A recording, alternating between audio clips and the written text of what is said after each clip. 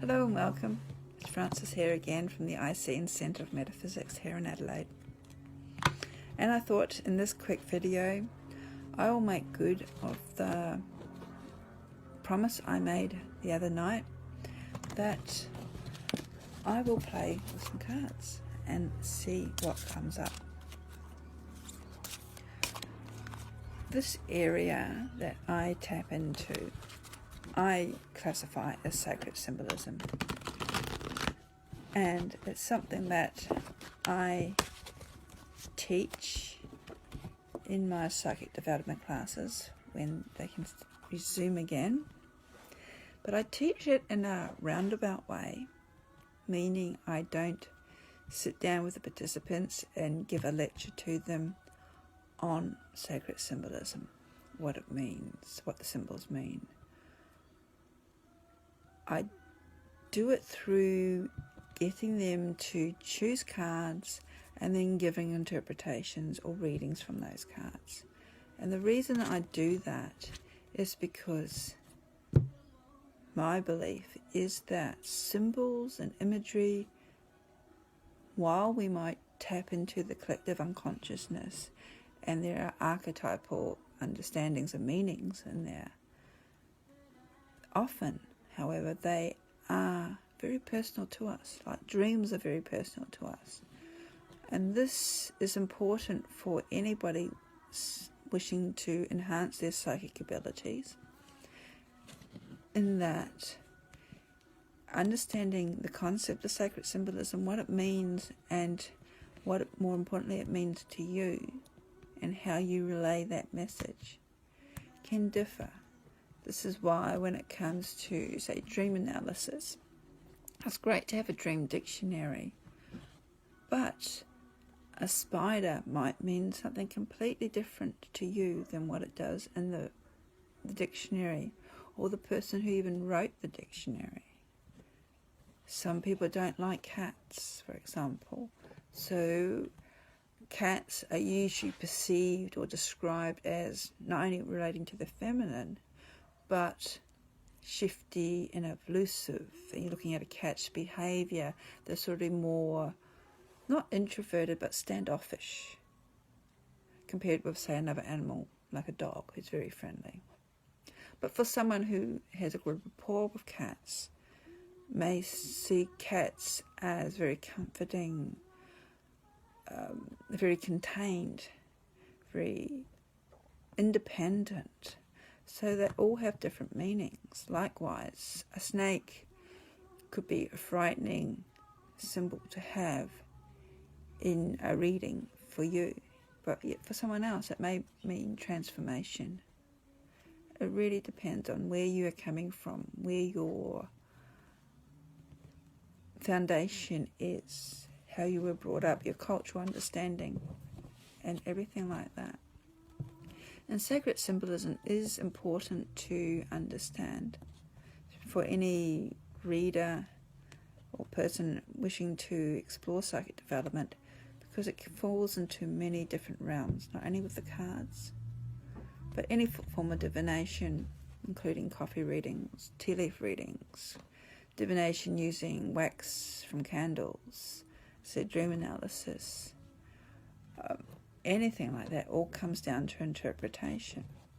And when you are doing those sorts of readings, it's important to remember, especially when you're reading for somebody else, that the message may not, or the symbol may not mean anything to you. But, and that's the beauty of it, if you're reading for somebody else, it doesn't need to mean anything to you. The message is not for you. The message is for the other person, and they could very well have a different interpretation of the sacred symbolism than what you do. So, one deck that I like to play with, for want of a better word, when it comes to sacred symbolism, is the Psychic Tarot. For those who have attended my courses, you're familiar with these cards by John Holland. They are based on the tarot in that, if I can pull them out, there are 4 cards, sets of cards that have specific borders: green, blue, purple and red. These are representing the minor arcana, the suits, normal playing cards. Then there are cards with black border. That represents the major arcana. There are also chakra cards, which adds a nice little touch to them. Now the Psychic Tarot, unlike some other oracle card decks, it's not based on someone's interpretation of the tarot. He hasn't got these standard cards of, say, the Fool, Magician, High Priestess, the World, and done his own version of those standard tarot cards.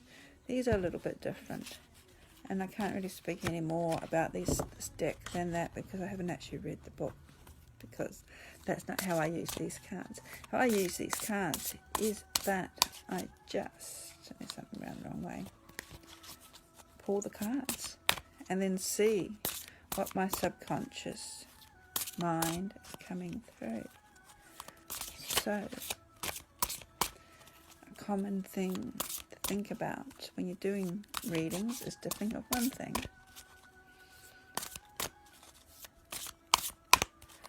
And I'll just pull a card. Authority.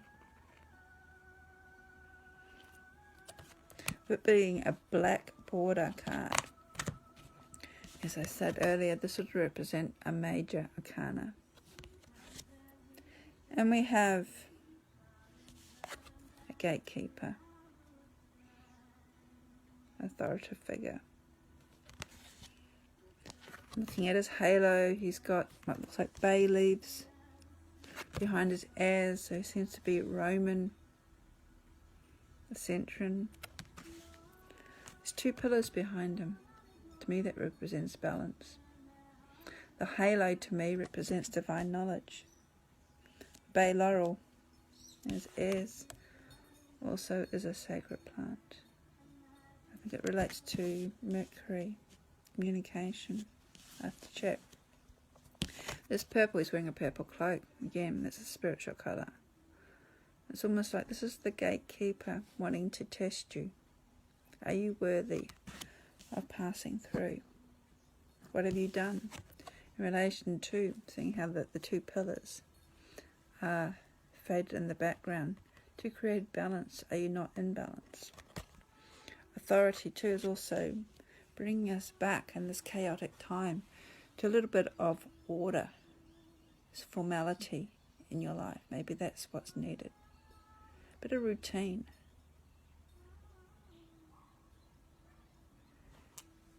He's got a very interesting look on his face because he keeps staring at this hard perception that he's trying to depict. It's almost like he could break into laughter any moment now. I don't think he looks as tough as he appears to be.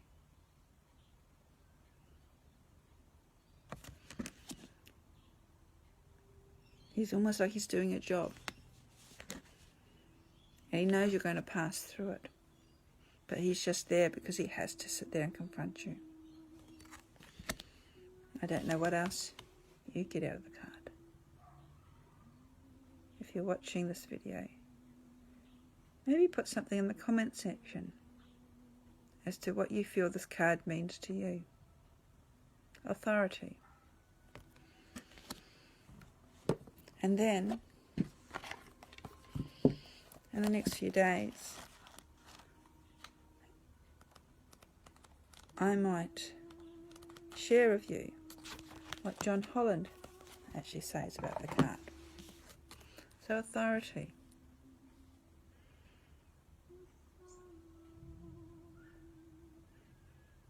Look at the card and the colours. The number is number 4, the number of stability, stubbornness, not shifting, Taurus.